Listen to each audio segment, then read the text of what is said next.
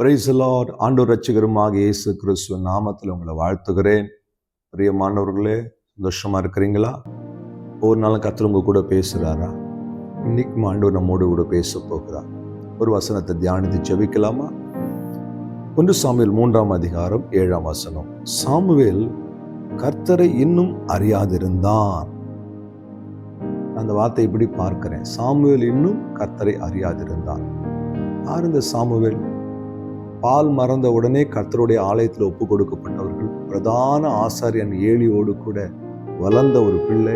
ஆலயத்திலே சாப்பிட்டு ஆலயத்திலே தூங்கி தேவ பிரசன்னத்தில் இருந்த ஒரு மகன். அந்த வார்த்தை சொல்லுது, சாமுவேல் இன்னும் கர்த்தரை அறியாதிருந்தான். இன்னைக்கு அநேகர் வாழ்க்கையில் இருக்கிற பிரச்சனை என்ன தெரியுமா?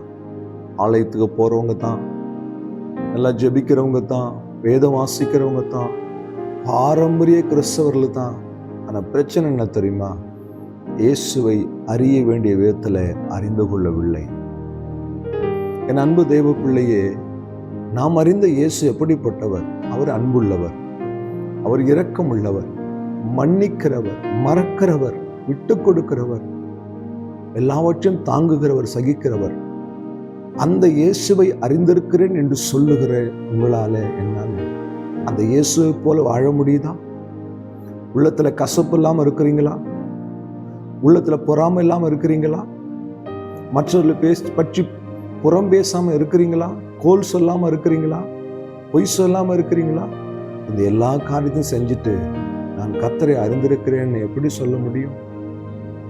அன்னை தெரேசா தன்னுடைய பிள்ளைகளுக்காக, அந்த அனாதை பிள்ளைகளுக்காக ஆகாரத்துக்காக ஒரு கடைக்கு போகும்பொழுது இந்த கடைக்காரன் ரொம்ப கோபமாய் அந்த அம்மாவுடைய கையில சலியை துப்பி விட்டான். அவர்கள் அதை எடுத்துக்கொண்டு சொன்னார்கள், இதை நான் எனக்கு எடுத்துக்கொள்கிறேன், என் பிள்ளைகளுக்கு ஏதாயிலும் கொடுங்கள் என்று சொல்லி இன்னொரு கையை நீட்டின பொழுது அந்த மனிதன் இருதயம் உடைந்து போனான். இதை பார்த்த ஒரு சகோதரன் கேட்டார், அம்மா, உங்களால் எப்படி இதை தாங்கிக் கொள்ள முடிகிறது? அந்த அம்மா சொன்னாங்க, நான் இயேசுவை இவ்விதமாய் அறிந்திருக்கிறேன், ஆனால் நான் அறிந்த விதத்திலே அவர் இயேசுவை அறியாதனாலே அப்படி செய்து விட்டார், அவரை மன்னிக்கிறேன் என்று சொன்னார். என் அன்பு தேவ பிள்ளையே, தன் சொந்த கணவனையும் பிள்ளைகளையும் எரித்து கொண்ட ஸ்டெயின் ஐயாவுடைய மனைவி சொன்னார்கள், நான் அந்த குற்றவாளிகளை மன்னிக்கிறேன், அந்த குற்றவாளிகளை மன்னிக்கிறேன். சமீபத்தில் சுட்டு கொல்லப்பட்ட சார்லி என்ற ஊழியக்காரருடைய மனைவி சொன்னார்கள், அந்த குற்றவாளியை மன்னிக்கிறேன். தன் கணவனை கொன்ற ஒரு மனிதனை மனைவியால மன்னிக்க முடியும். தன் கணவனையும் பிள்ளைகளையும் எரித்து உயிரோடு கறிக்கட்டையை ஆக்கின அந்த குற்றவாளிகளை மன்னிக்க அந்த தாயாருக்கு இடம் வருது, உள்ளத்துல இடம் வருதுன்னா நீங்க எப்படி இருக்கிறீன்னு கொஞ்சம் யோசித்து பாருங்களேன். மன்னிக்க முடியுதா உங்களால? ஒரு சின்ன தவறை பிடிச்சிக்கிட்டு நிக்கிறீங்களே, ஒரு கசப்பை உள்ளத்துல வச்சுக்கின்னு ஜெபிக்கிறீங்களே, ஒரு கசப்பை உள்ளத்துல வச்சுன்னு ஆராதனைக்கு வரீங்களே, கர்த்தர் நியாயம் தீர்க்கும் போது கணக்கு கொடுக்க வேண்டியிருக்குமே, என்ன பண்ணுவீங்க? உலகத்துக்கு முன்னாடி உங்களை பரிசுத்தமாக காமிச்சுக்கிறீங்களே, நீங்க பெரிய ஜெப வீரரா உங்களை காமிச்சுக்கிறீங்களே, நீங்க ஆண்டவருக்கு ஊழிய செய்யற மாதிரி உங்களை நீங்கள் காண்பிச்சுக்கிறீங்களே, ஆனா உள்ளத்துல கசப்பு இருக்குதே, போய் ஒப்புரவாக முடியுதா? மன்னிக்க முடியுதா? உங்களோட மனசு அதுக்கு இடம் கொடுக்குதா? ஒரு மனிதனிட தாழ்ந்து போகிறதுக்கு உங்களை எல்லாம் விட்டு கொடுக்குதா? இல்லையே. அப்ப கர்த்தரை இன்னும் அறிய வேண்டிய விதத்துல நீங்க அறியல. என் அன்பு தேவ பிள்ளையே, ஆண்டவர் வரப்போகிறார்.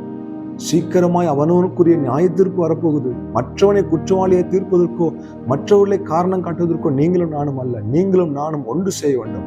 நான் அறிந்திருக்கிற இயேசு அன்பு நிறைந்தவர், நானும் அன்பா இருக்கிறேன். நான் அறிந்திருக்கிற இயேசு சகலத்தை சகித்து கொண்டவர், நான் சகித்துக் கொள்ளுவேன். நான் அறிந்திருக்கிற இயேசு மன்னிக்கிறவர், நான் மன்னிக்கிறேன். நான் அறிந்திருக்கிற இயேசு எல்லோரையும் நேசிக்கிறவர், நான் நேசிக்கிறேன்.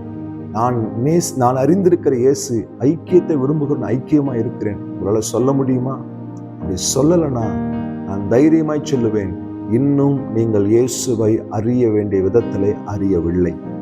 ஒருவேளை உங்கள் இருதயம் உங்களை குற்றவாளியை தீர்க்கணும்னால் தயவு செய்து மன்னிப்பு கேட்டு ஒப்புரவாகி ஆண்டவரை அறிந்து கொள்ளுங்கள். அந்த அன்புள்ள தேவனுக்கு பிள்ளை என்று சொல்லுகிறீர்கள், அந்த மன்னிக்கிற தேவனுக்கு பிள்ளை என்று சொல்லுகிறீர்கள். அந்த பிள்ளை எப்படி இருக்கணும் தெரியுமா? தகப்பனை அறிந்தவனாய் இருக்க வேண்டும். அறிந்து கொள்ளுங்க. ஆண்டவர் கருத்துல உங்க வாழ்க்கையை ஒப்பு கொடுங்க. உங்க வாழ்க்கை மாறும், ஆசீர்வதிக்கப்படுங்க. ஜெபிக்கலாமா? அன்பும் இரக்கமுள்ள ஆண்டவரே, இயேசுவின் நாமத்துல ஜெபிக்கிறேன். சாமுவேல் இன்னும் கர்த்தரை அறியாதிருந்தான்.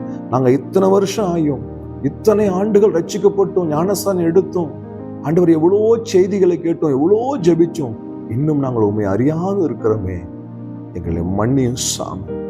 எங்க மேல இரக்கம் செய்யும். எங்கள் கசப்புகளும் வைராக்கியங்களும் எங்களை நரகத்துக்கு கொண்டு போயிடுமே.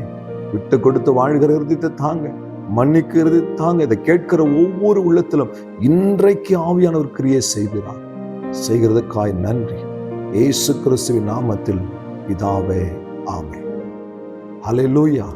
God bless you.